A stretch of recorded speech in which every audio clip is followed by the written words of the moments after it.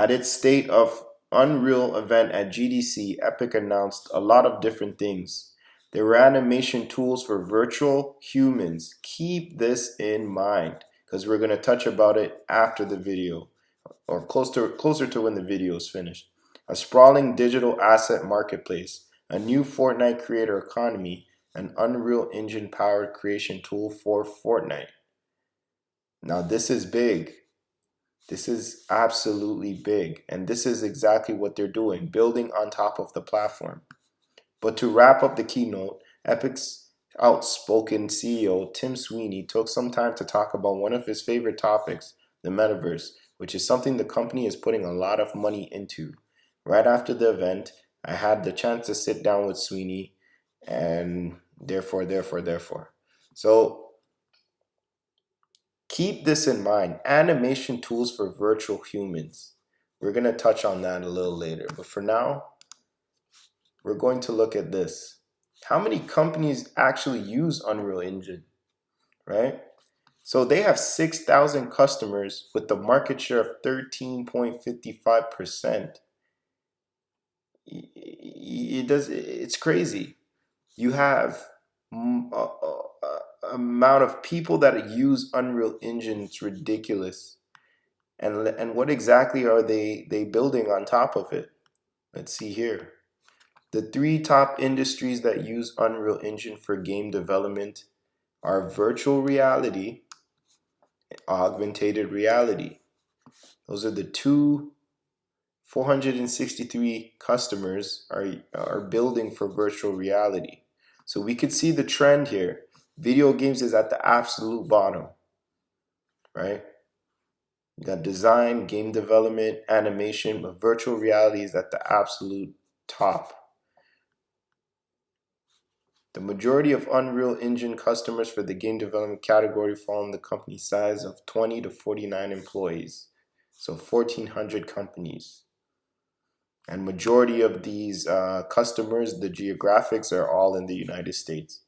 United Kingdom's number 2, Canada's number 3. So we could see that North America, for the most part, Europe, and everybody's building in order to have this done. And and it's all under Unreal. So now this released 7 days ago. It's a game by the name of Unrecord. Apparently this is also built on Unreal Engine. So we're going to see this clip here, and we're going to see if this is real or fake, because this game is just completely bonkers. Check it out.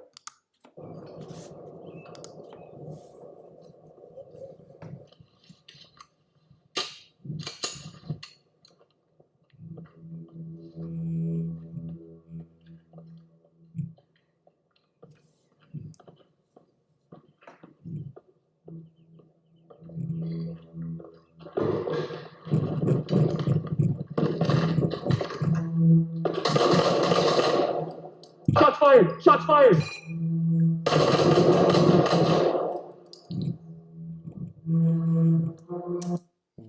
Do y'all see the smoke coming from the gun?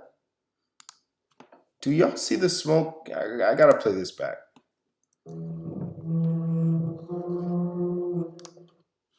This game this is not a body cam. This is in-game play using Unreal Engine.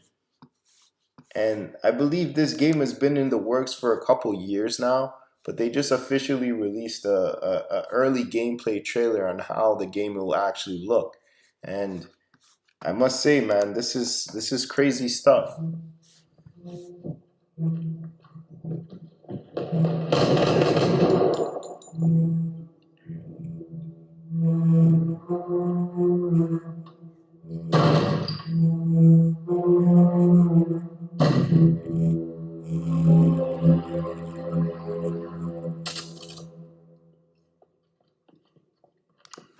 Yeah, so I'll leave I'll leave the link in the description if you guys want to check it out.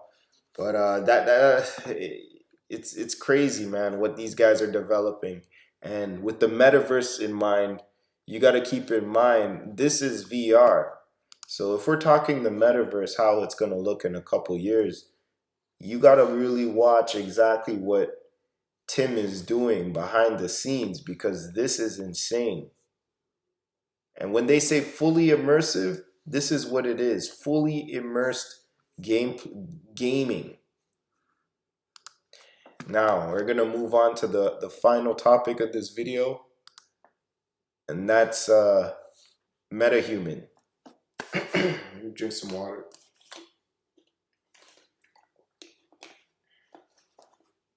Metahuman.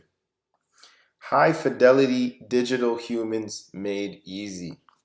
This is, once again, Unreal Engine that's developing this product where you will be able to create a digital aspect of yourself and be able to merge it within digital virtual realities. Now, this is insane, but we're going to deep dive into it. MetaHuman is a complete framework that gives any creator the power to use highly realistic human characters in any way imaginable. It includes MetaHuman Creator, a free cloud-based app that enables you to create fully rigged, photorealistic digital humans in minutes. Meet some of the real humans behind the MetaHumans. So there's actual people that they've configured faces for early and put them in the game. Or, sorry, put them in the engine. So let's take a look.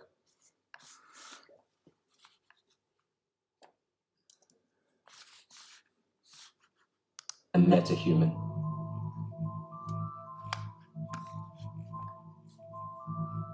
Initial spark for the metahuman idea was just the fascination with digital characters in CG. To us, digital humans are something magical even, and infinitely complicated. MetaHuman Creator is a cloud stream application that lets anybody create high-fidelity digital characters. What used to take months now takes minutes, and people don't even have to think about all the technical steps that they normally would need to take.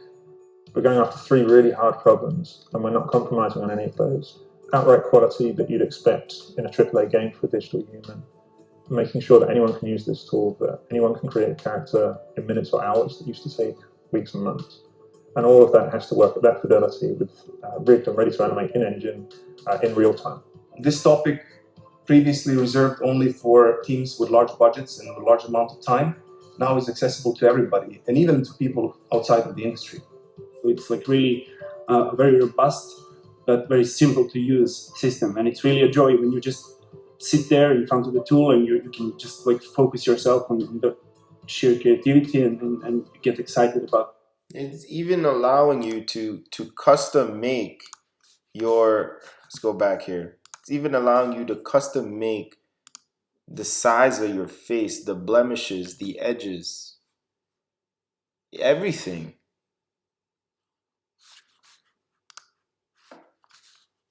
MetaHuman Creator uses a library of real scans of people. So when you move the handles around to create a character, you're mixing together these different parts of real people to create something that's still really believable and lifelike and has personality. But it's not just creating the shape of the face. You can also choose wrinkles applied to the face to make a character look older. But we're not just applying this as a texture onto the face. We also subtly change the geometry of the face at the same time to make sure those wrinkles really match with the shape of the face and just bring the whole thing together into a realistic and believable character.